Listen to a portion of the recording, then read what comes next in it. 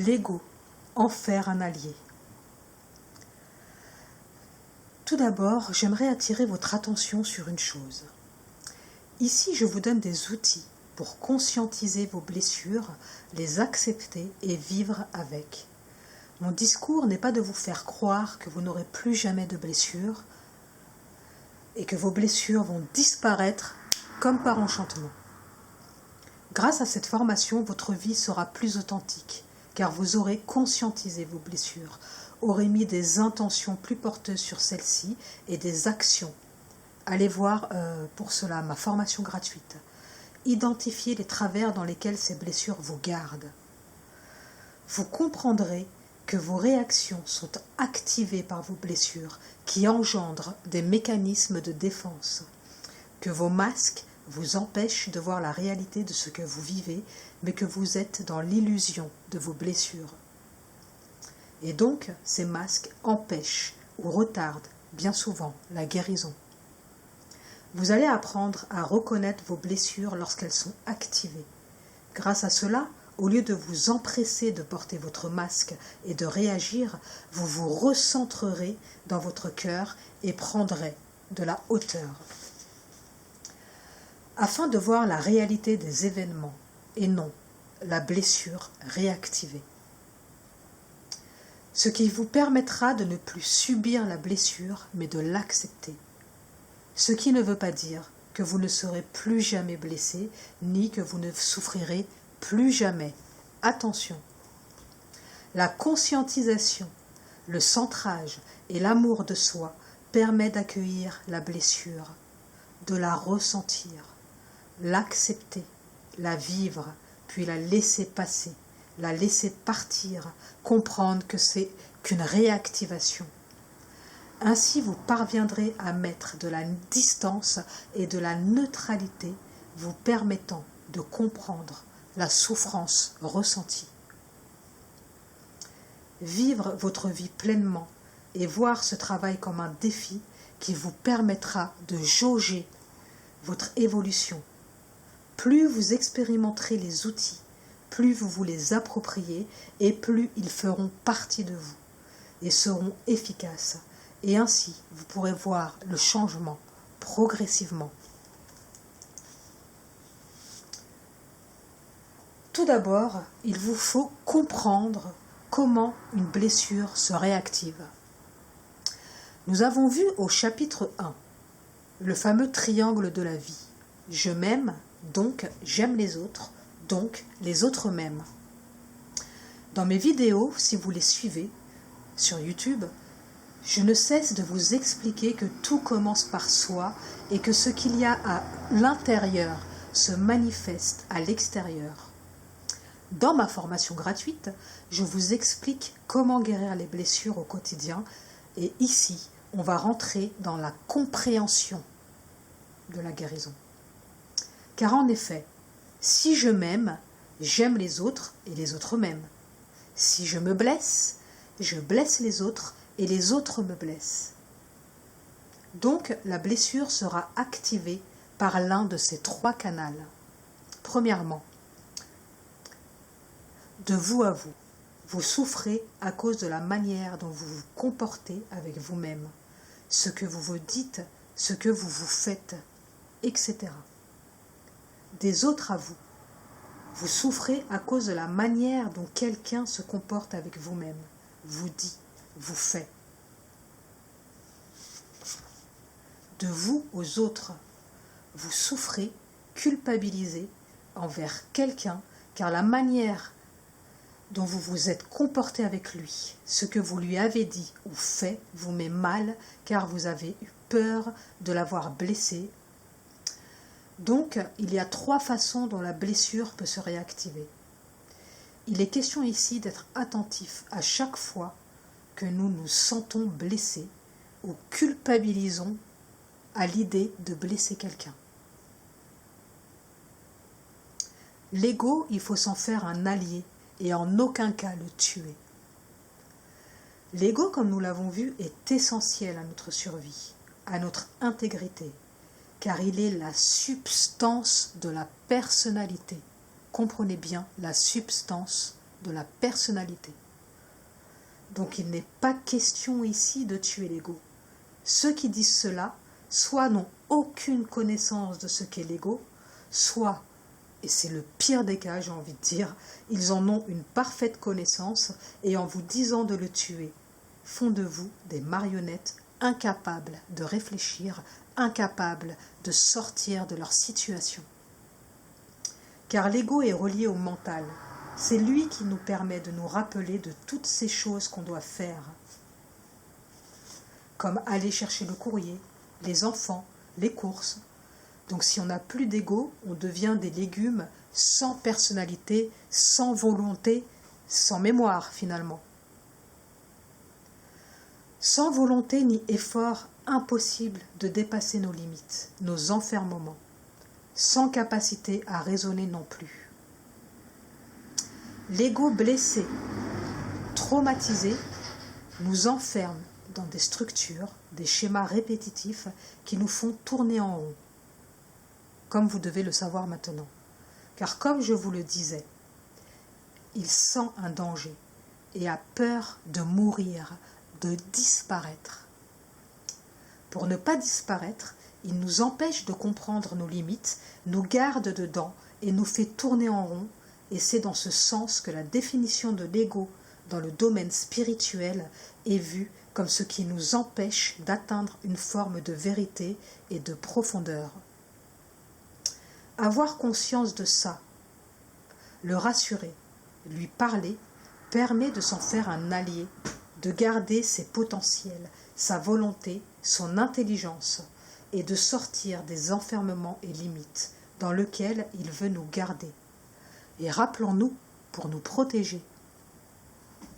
Si nous comprenons que cet ego a été créé dans l'enfance, on peut très vite comprendre que cet ego est notre enfant intérieur, qui a fait des raccourcis très simples avec sa psyché de l'époque, donc enfantine, pour rester en vie. Finalement, il n'est question que de ça, c'est-à-dire de prendre conscience que ces structures,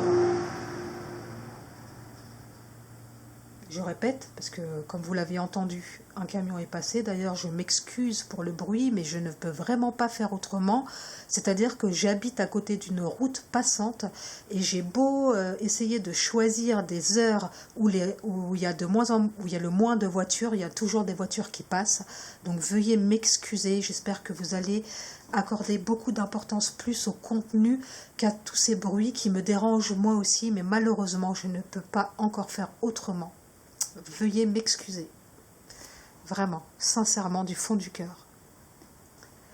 Donc je vais répéter. Finalement, il n'est question que de prendre conscience que ces structures primitives sont finalement des structures enfantines. Et il est question ici de regarder en face cet état de fait afin de pouvoir faire la paix avec soi-même, s'aimer, aimer cet ego enfant intérieur et lui expliquer gentiment qu'on reprend la main.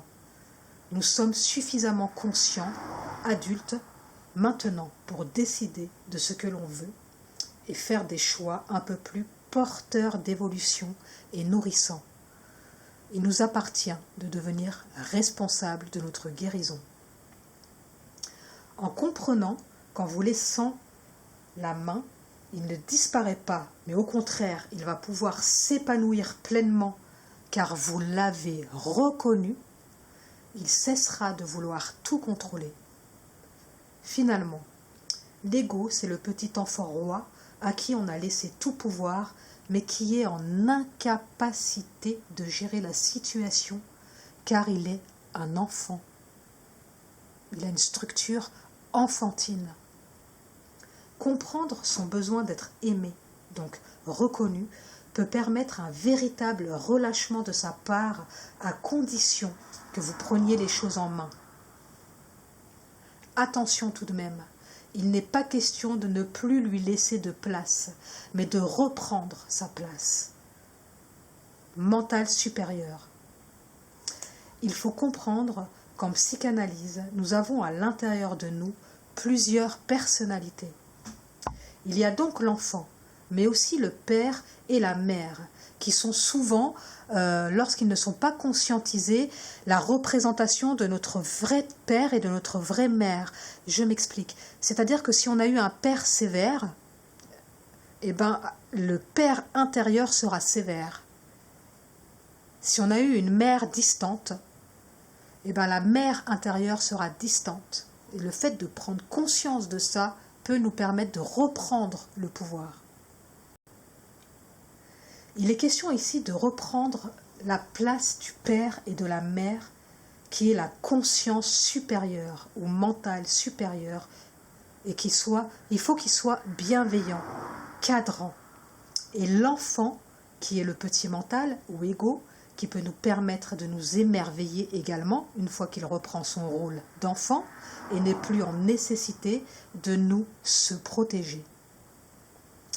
J'espère être assez clair avec mes explications, mais ce qu'il faut pour faire de notre ego un allié, c'est le rassurer, lui assurer qu'il n'est plus en danger, qu'il ne va pas mourir, disparaître, et qu'au contraire, il va pouvoir s'exprimer sans peur, jugement, ni reproche. Il faut l'écouter, l'entendre. Lorsqu'une blessure se réactivera, l'ego enfant ressortira le masque par habitude. À vous d'être conscient de cela, de rassurer l'enfant intérieur. Souvent, il se manifeste par l'émotion.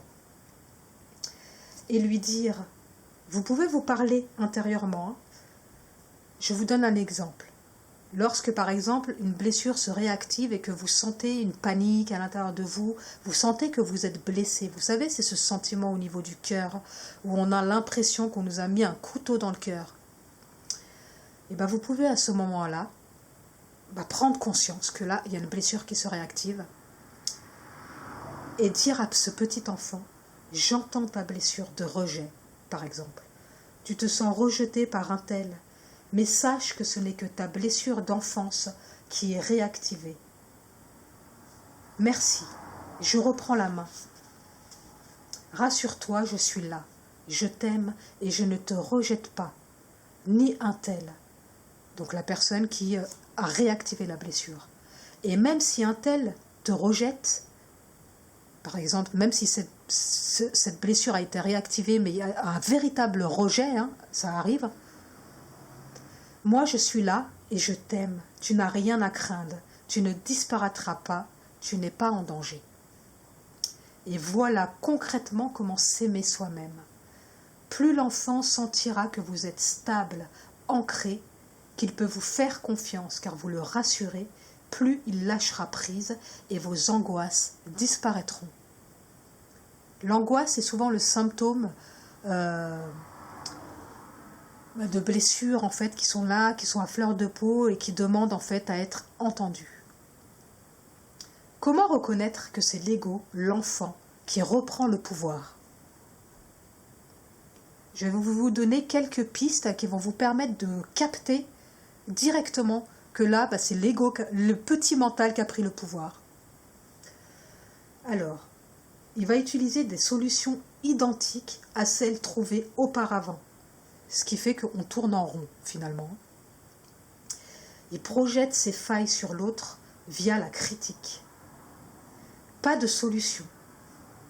Les problèmes sont rejetés vers l'extérieur. L'ego, l'enfant utilise des superlatifs. On est en présence de l'enfant qui ne connaît pas les nuances. C'est primitif, rappelez-vous. Attention, le langage en mode conditionnel. Il faut, tu dois. Il ne s'identifie pas à ses actions, mais à la voir et au faire. Il recherche à être reconnu et fait tout pour ça. Il se justifie et se défend sans cesse. Il est en incapacité à vivre dans le moment présent. Il est ou dans le passé, très souvent, ou alors il va se projeter dans le futur. Une fois reconnu, il va reprendre sa place et il va permettre à l'enfant de vivre dans l'instant présent. Il a une notion de dualité, le bien, le mal, une véritable absence de nuance et d'objectivité. Il est dans un mode de comparatif avec les autres. ce qui empêche de s'aimer et de s'apprécier pour ce qu'il est vraiment. Il veut aider les autres sans qu'il l'ait demandé. Dans le pire des cas, l'orgueil.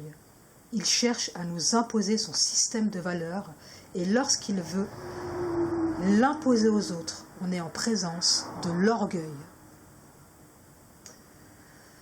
La conscience permet de transmuter toutes ces structures sclérosantes.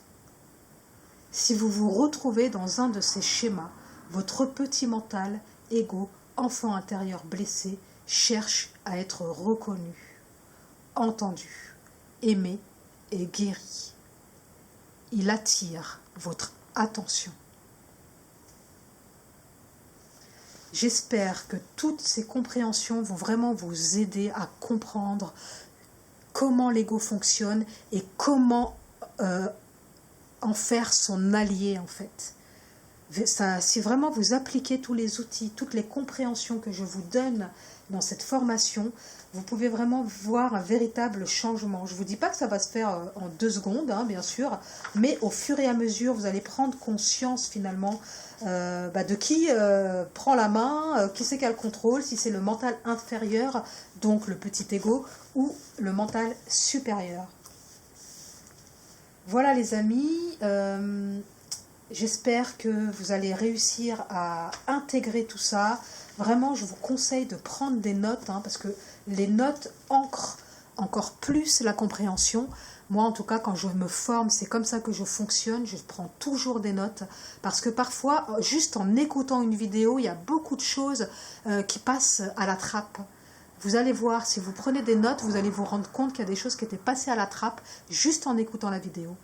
Donc je vous conseille de prendre des notes et ensuite de mettre en pratique tout ce que je vous enseigne dans cette formation. Donc c'est pas terminé, hein. On va suivre la formation donc avec des 5 exercices très simples pour reprendre facilement et rapidement confiance en soi. Ensuite, je vais vous faire un tirage pour faire parler l'inconscient et pour guérir les blessures avec un oracle que vous allez créer par vous-même. Donc moi je vais vous faire le tirage, mais après vous pourrez ce tirage en fait il va vous permettre de voir plusieurs blessures, hein.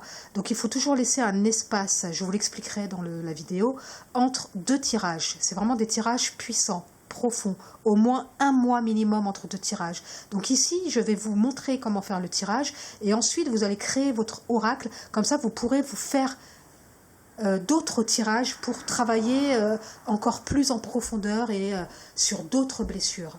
Donc c'est vraiment très puissant cet outil, hein. Moi, je travaille avec, donc je vous le propose parce que il fait travailler l'inconscient et si vous avez suivi ce que je vous ai dit par rapport à l'ego, qu'est-ce que c'est, vous allez voir que vraiment l'inconscient peut vraiment être une aide très utile qu'il ne faut pas négliger pour travailler sur nos blessures et les guérir. Et ensuite vous allez avoir une méditation d'ancrage pour ancrer tout ça et pour pouvoir vous reconnecter à votre cœur. Voilà les amis, je vous souhaite plein de belles choses et je vous dis à la prochaine vidéo.